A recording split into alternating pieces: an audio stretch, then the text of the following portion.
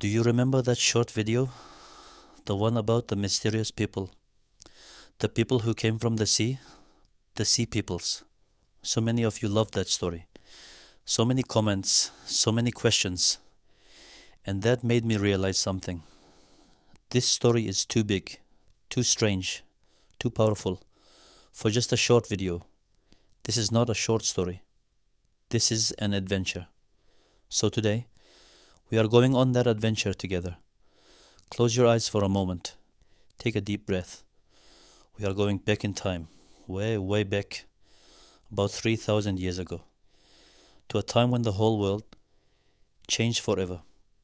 Imagine a world where everything works. Big kingdoms, big cities, big ships. People trade gold. They trade food. They trade ideas. Letters travel from one king to another. Merchants sail from one coast to the next. Soldiers protect the roads. It is loud. It is busy. It is alive. This is the late Bronze Age. And then something breaks. Around the year 1177 BC, everything stops. Not slowly, not gently, all at once. Cities begin to burn. Not one city, not two.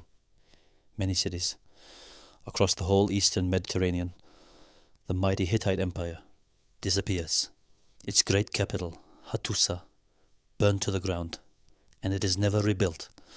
The rich port city of Ugarit, gone. Its last letters are messages of fear. They ask for help. Help never comes. In Greece, great palaces fall. Stone walls collapse. Roofs crash down. Kings vanish. Trade routes die. It is as if someone pressed a giant reset button on civilization. And in the middle of the fire, the smoke, the fear, we see them, coming from the sea, like a storm, the sea peoples. Now here is the strange part. How do we know about them? Because they almost left nothing behind. No books, no cities with their names, only broken worlds. And one place tells their story. Ancient Egypt. There is a huge temple there. Its name is Medinet Habu. On its walls, there are pictures carved in stone. These pictures are more than art. They are a warning. They show strange warriors. They wear helmets with feathers. They carry round shields.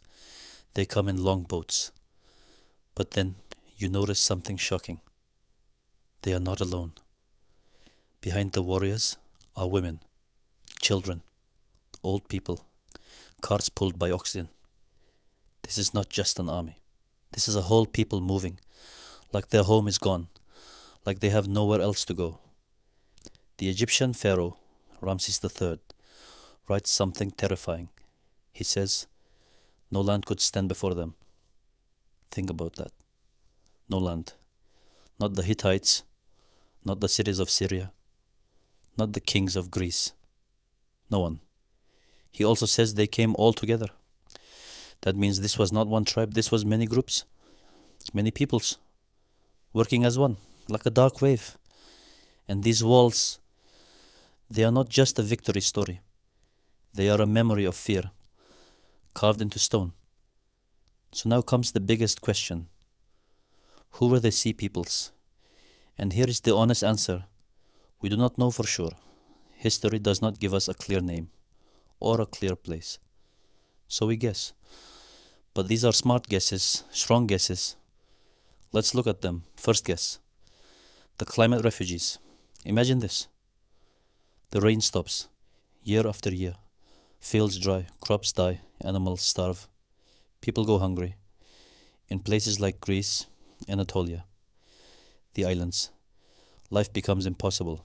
So families leave, they walk, they sail, they move south, looking for food, looking for safety. And as they move, they meet other desperate people. Groups join groups, until they become a massive human wave. They don't want war. They want to live. But when cities close their gates, when soldiers say no, they fight. Not because they are evil, but because they are desperate. Second guess. The broken system pirates. Think of the world like a big machine. Trade, armies, kings. Now the machine breaks. Ships have no work. Soldiers are not paid. Merchants lose everything. What do? They survive. They take ships. They form groups. They attack rich cities. They become pirates. Not outsiders, but a symptom, a sign that the old world is dying. The sea peoples were not the cause. They were the result. Third guess, the warrior alliance. Imagine this. Big empires are weak. Walls are old. Armies are tired. Small sea fighting groups see this. And they say, let's work together. And they do. They attack together. They win. More people join them. More ships, more warriors. Like a snowball rolling downhill. Bigger, faster, more dangerous. They become unstoppable. There are other ideas, crazy ideas, like Atlantis, but there is no proof. The truth is probably not one answer. It is probably all of them. Drought, collapse, war, all at the same time. A perfect storm.